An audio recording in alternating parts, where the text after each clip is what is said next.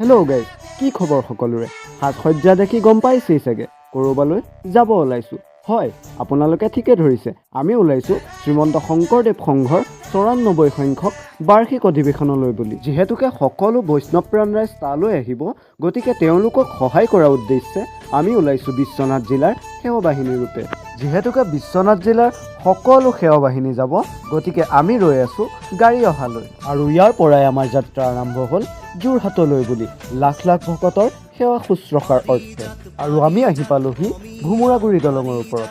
ইয়াৰ পৰাই আমাৰ যাত্ৰাটো যেন শুভ হওক তাৰে সেৱা এটা কৰি দিওঁ। আৰু সন্ধিয়া নামি অহাৰ লগে লগে প্ৰকৃতিয়ে যেন এক মধুৰ ৰং তুলিছে। আৰু লগে লগে নিশাৰ কাজিৰঙাখনে আমাক আদৰণি জনাই কৈছে, বোলে বোপাইহঁত যা, আগত বোকাঘাট আছে, তাতে পেৰা কেইটামান আৰু কিবা এটা খাই ল'বিগে।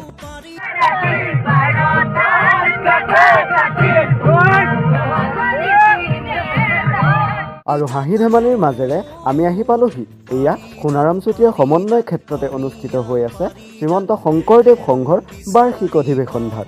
আমি উপস্থিত হোৱাৰ লগে লগে যোৰহাট জিলা শাখাৰ সকলো সেৱা বাহিনীয়ে আমাক উষ্ম আদৰণি জনালে। যিহেতু কাইলৈৰ পৰা ইয়াত সকলো ভক্তপ্ৰাণ ৰাইজৰ আগমন ঘটিব, গতিকে সকলো সেৱা বাহিনী আহি সেৱা বাহিনী শিবিৰত আজিয়ে উপস্থিত হৈছে।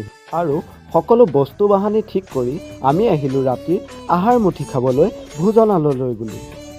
ৰ'ব ভিডিঅ' ইমানতে শেষ হোৱা নাই, অধিৱেশনৰ ভিডিঅ' আৰু আহি আছে। তেতিয়ালৈকে বাই বাই।